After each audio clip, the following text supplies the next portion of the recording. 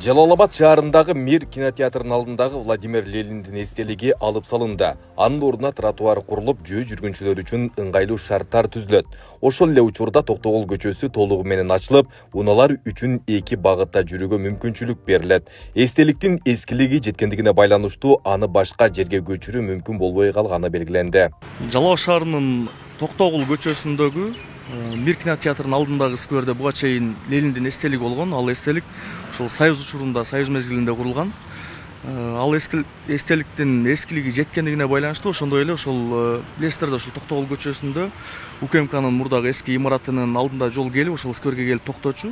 Ошол жол толугу менен улантылып, Токтогул көчөсү ошол толук улантылып, аллеядагы жанына асфальт жол дагы болот. Ошондуктан ал эстелик алынып салынды. Анан баса белгилеп айтып кетишибиз керек.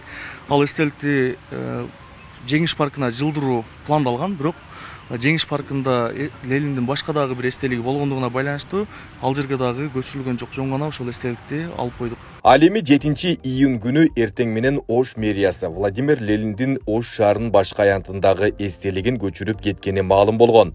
Лениндин эстелиги каладагы Мерим эс алуу багына орнотулат. Мындай маалыматты мэриянын басма сөз кызматы таркатып, эстеликтин ордуна Бишкектегидей желек сап орнотулаарын маалымдашты. 7-ноябрь күнү Ош шаарынын Борбордук аянтындагы Лениндин эстелиги алынды.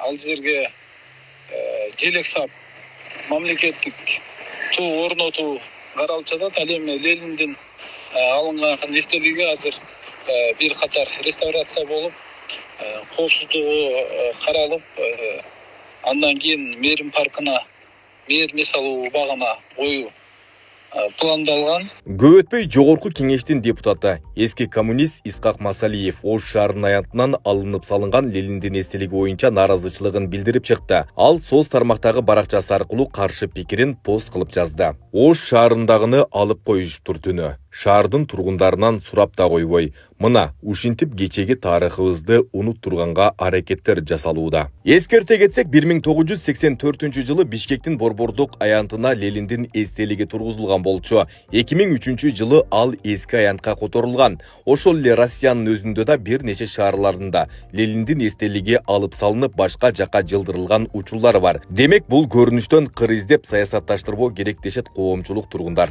СССРди курган 15 сайызгы республиканы бириктирген ошол Владимир Ленин.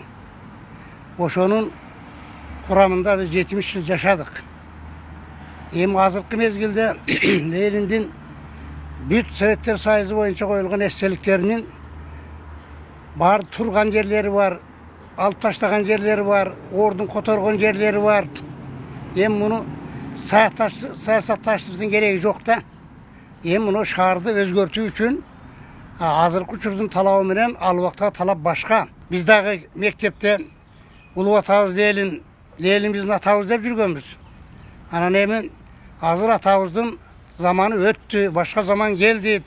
Ал убакта социализм менен азыр эми эркин мамлекет болуп, көз алдуучу мамлекет болуп калып көз карандысыз. Лениндин эстелигин жок кылуу менен өткөн тарыхты унутуп калат деген бир болбогон сөз.